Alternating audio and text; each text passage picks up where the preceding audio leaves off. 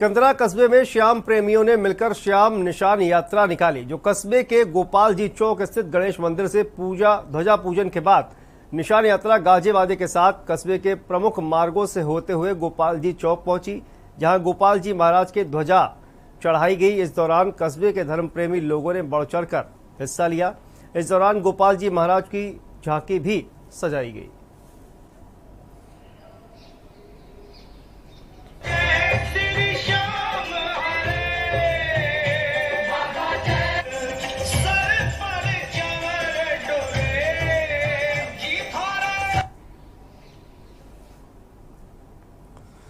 होली के दौरान शहर में शांति व्यवस्था बनाए रखने के लिए पुलिस गुंडों व बदमाशों की जांच कर रही है। पुलिस को सूचना मिली कि रायगढ़ से 3 युवक देशी कट्टा और एयर गन लेकर पहुंचे हैं। तीनों युवक अपने एक स्थानीय साथी के साथ शहर के होटल सत्कार में रुके थे।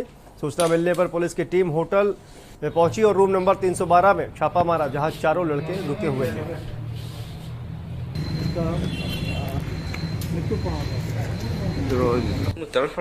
थाना कोतवाली में 4 व्यक्तियों के पास से एक देसी कट्टा बरामद किया गया है, जिसमें फैज खान खरसिया का रहने वाला है, योगेश पैकरा रायगढ़ का है और विशेष दुबे बिलासपुर और नेतराम नेताम कोरबा के रहने वाले हैं। चारों व्यक्ति के पास से एक जगह रुके हुए थे और इसमें कट्टा मिलने पर 25 आमसेक की कार्रवाई की गई है कोतवाली में। दूसरा, जब इनके जो कार है उसमें भी जब चेक किया गया तो एक एयरगन बरामद हुआ, जिसे भी जब्ती किया गया है। चारों को रिमांड पे जेल भेजा जा रहा है।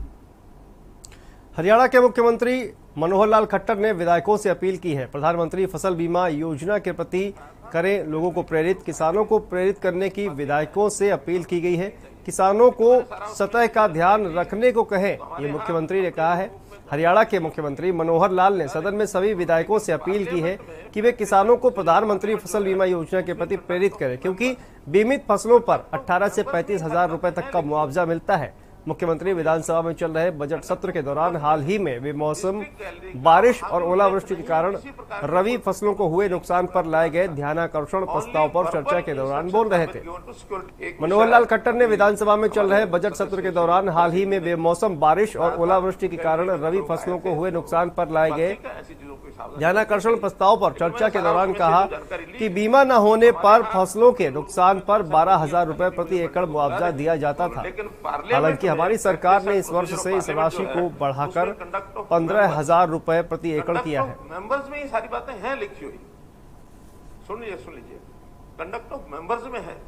इसके माध्यम से सदन के सदस्यों को एक अपील करना चाह रहा हूं, ताकि हम इन सब विषयों पर, क्योंकि कृषि हमारा कृषि प्रधान प्रदेश है, किसान हमारा अन्नदाता है, किसान की जो व्यवसाय है, तो जो काम है खेती, ये खुले आसमान के नीचे है और बहुत ज्यादा जिसको कहना चाहिए कि रिस्क एक्सपोजर प्राकृतिक आपदाओं का भी है, बीमारी का भी है, बाकी सब चीजों का भी है। तो इसमें विषय तो बहुत है, लेकिन केवल कंपनसेशन के नाते पहले तो सरकारें ही कंपनसेशन दिया करती थी, लेकिन प्रधानमंत्री ने जब से फसल बीमा योजना शुरू की है, तो मैं समझता हूं ये चर्चा 25-30 साल की चर्चा के बाद ये प्रावधान आया कि एक फसल बीमा योजना बनाई जाए और फसल बीमा योजना को स्वीकार करके और उसको लागू किया गया। कुछ परिवर्तन भी बीच बीच में होते रहे, लेकिन मेरा निवेदन यह है कि हम किसानों को भी इस बात के लिए प्रेरित करें कि वो इंश्योरेंस कराएं। इंश्योरेंस कराने के कई प्रकार के लाभ अपने को जो दिख रहे हैं कि एक तो कंपनियों का अपना एक सिस्टम है, उसमें कोई अदल बदल करना होगा, कमी होगी तो ध्यान कराया जा सकता है, ये कमी इसको ठीक किया जाए। हरियाणा के उप मुख्यमंत्री दुष्यंत चौटाला ने हरियाणा विधानसभा के बजट सत्र के दौरान एक ध्यानाकर्षण प्रस्ताव के उत्तर में बताया कि पिछले दिनों हुई बेमौसम बारिश व ओलावृष्टि से हुए नुकसान की भरपाई करने के लिए विशेष गिरदावरी करने के निर्देश दिए गए हैं। उप मुख्यमंत्री दुष्यंत चौटाला ने हरियाणा विधानसभा के बजट सत्र के दौरान एक प्रस्ताव के उत्तर में बताया कि राजस्व एवं आपदा प्रबंधन विभाग द्वारा 5 अगस्त से 5 सितंबर तक खरीफ फसलों की तथा 1 फरवरी से 1 मार्च तक रबी फसलों की सामान्य गिरदावरी करवाई जाती है। उन्होंने कहा कि सामान्य गिरदावरी होने के बाद फसलों को हाल ही में जो नुकसान हुआ है उसकी भरपाई के लिए 2 मार्च 2022 को सभी उपायुक्तों को निर्देश दिए गए हैं कि वे एक विशेष गिरदावरी करवाकर खराब फसलों की रिपोर्ट भेजें। मैं आपको ये आश्वासन जरूर दे कि हमने कोई 1 जिला 2 जिला प्रधानमंत्री फसल बीमा योजना की बात है, इसका एक प्रॉपर चैनल बनाया गया है और उस चैनल के अनुसार आपको अपना डाटा अपलोड करना पड़ता है, रिक्वेस्ट देनी पड़ती है, उसकी वेरिफिकेशन करती है और वो एक इंश्योरेंस कंपनीज का प्रोसेस है। जिसकी आज हम डिस्कशन कर रहे हैं वो डिस्कशन है कि गवर्नमेंट की तरफ से डिजास्टर के माध्यम से उनको कैसे फंड किया जाए और उसके लिए हमारे पटवारी सर्वे करते हैं।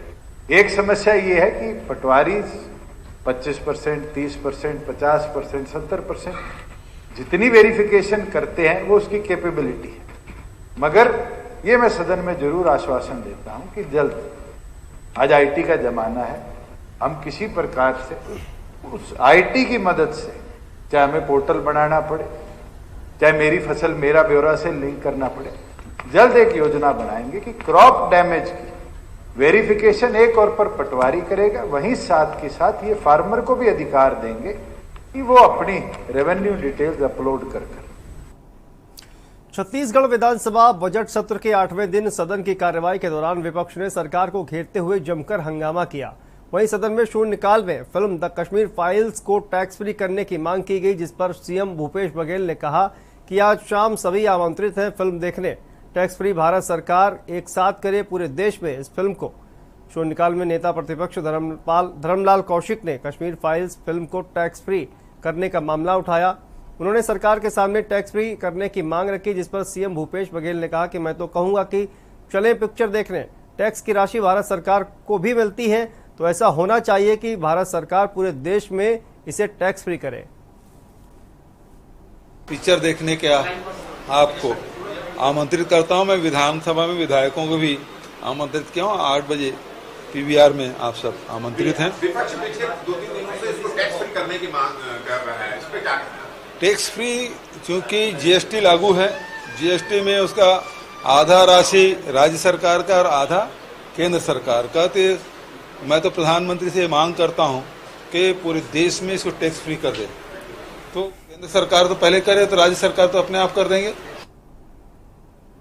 छत्तीसगढ़ विधानसभा में आज जांजगीर चांपा जिले में डीएमएफ फंड से वेंटिलेटर खरीदी का मामला सदन में गूंजा है। भाजपा विधायक सौरभ सिंह ने कोरोना काल में हुई इस खरीदी में गड़बड़ी का आरोप लगाया है। विधायक सौरभ सिंह ने सरकार से पूछा कि डीएमएफ और सीएसआर मद से हुई 5 करोड़ 60 लाख वेंटिलेटर खरीदी में नियमों का पालन नहीं किया गया। सिंगल कंपनी से 3 अलग अलग टेंडर डालकर यह खरीदी की गई है। भाजपा विधायक सौरभ सिंह ने मामले की जांच कराने की मांग की है।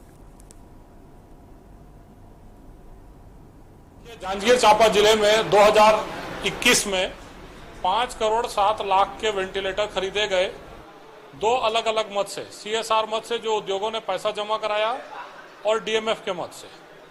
और माननीय मंत्री जी ने जवाब दिया कि कुल 28 वेंटिलेटर खरीदे गए हैं। 28 वेंटिलेटर 2 कंपनियों से खरीदे गए। 2800 वेंटिलेटर का अलग अलग रेट था, अलग अलग कंपनियां और अलग अलग रेट है। और उसके बाद जो विधानसभा के पिछले सत्र में जानकारी आई उसमें यह बताया गया कि जांजगीर चांपा जिले में। और अगली खबर कोरबा से है, जहां बंकी मोंगरा क्षेत्र में सर्व हिंदू समाज एवं समस्त मंदिर समिति द्वारा आयोजित फाग गीत प्रतियोगिता संपन्न हुई। दूर दराज से कलाकार अपने कला का प्रदर्शन करने के लिए पहुंचे हुए थे। कुल 75 टोलियों ने कार्यक्रम में भाग लिया। कार्यक्रम शुरू होकर देर रात तक चला, जहां नगरवासियों में भी काफी उत्साह देखने को मिला।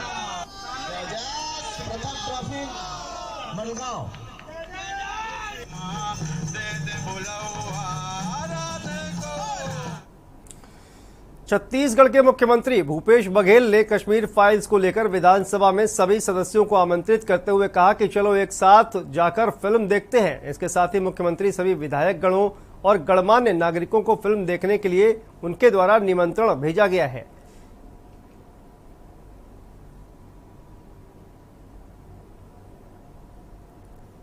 ये ट्वीट सामने आया है छत्तीसगढ़ के मुख्यमंत्री भूपेश बघेल का। विधानसभा के सभी सम्मानित सदस्यों को एक साथ कश्मीर फाइल फिल्म देखने के लिए आमंत्रित करता हूं। ये पक्ष और विपक्ष सभी विधायकों को आज रात 8 बजे राजधानी के सिनेमा हॉल में आमंत्रित है। बढ़ते अगली खबर की तरफ, हरियाणा के उप मुख्यमंत्री दुष्यंत चौटाला ने कुछ सदस्यों द्वारा जमीनों की रजिस्ट्री में अनियमितता के आरोपों के बारे में लाए गए ध्यानाकर्षण प्रस्ताव का करारा जवाब दिया। उन्होंने कहा कि जमीनों की रजिस्ट्री के मामले में अनियमितता करने वालों को किसी भी कीमत पर बख्शा नहीं जाएगा। राज्य सरकार को जहां भी